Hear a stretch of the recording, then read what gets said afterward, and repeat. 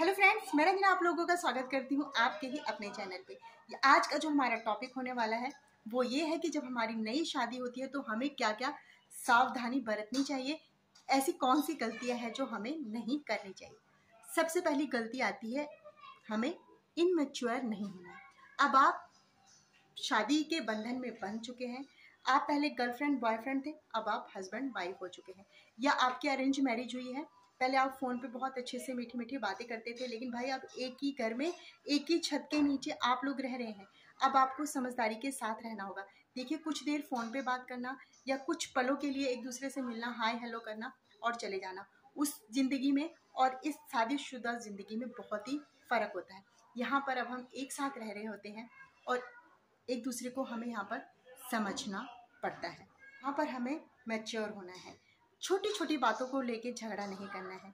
हम क्या करते हैं कि तूने ऐसा कर दिया, तूने वैसा कर दिया, और छोटी छोटी बातों को नोक झोंक को ना, हालांकि वो क्या होता है, नए कपल्स जो हैं वो छोटी छोटी नोक झोंक प्यार के तौर पे शुरू होते हैं ना, वो कहीं ना कहीं फिर झगड़े का रूप ले लेती है, फिर बात जो है बहुत ज़्यादा बढ़ जाती है। इसलिए जब हमारी नई शादी होती है तो हमें क्या करना है, एक दूसरे को बहुत ही समझदारी के साथ समझना होगा और छोटी छोटी बातों को लेके हमें नोक झोंक करने से बच, क्योंकि ये छोटी बातें ही आगे चल के बहुत बड़ी बात बन जाती है और झगड़े का कारण बन जाती है। बात आती है यहाँ पर नंबर 2, ईगो।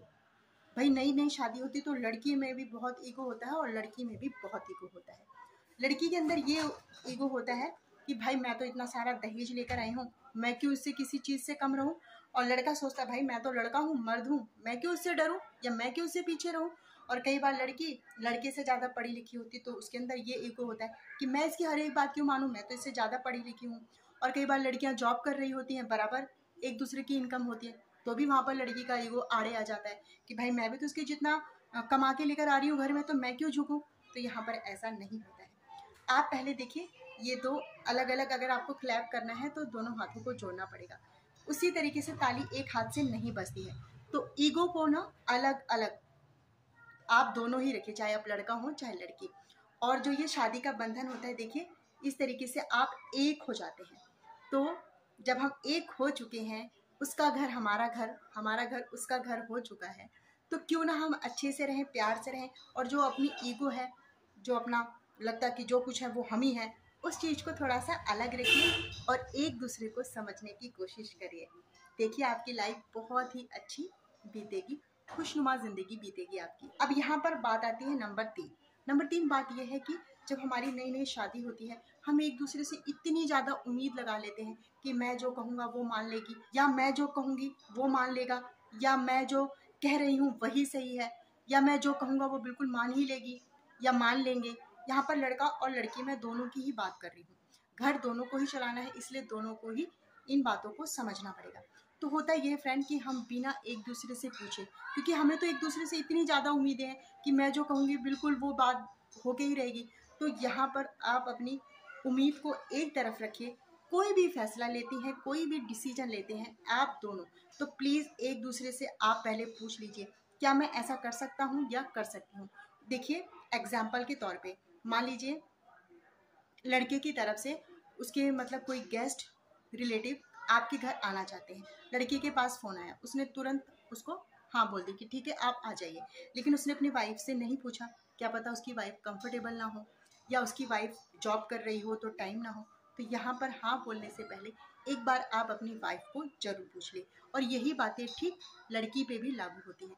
लड़की क्या करती है, देखिए उसका मायके से कुछ ज़्यादा ही अटैचमेंट होता है। उसकी मम्मी का शाम को कॉल आया, हस्बैंड वाइफ आराम से बैठ के अपना डिनर कर रहे होते हैं, कॉल आता है कि कल आप लोग संडे है, दोपहर का खाना हमारे साथ खा लीजिए। तो लड़की ने झट से हाँ बोल दिया।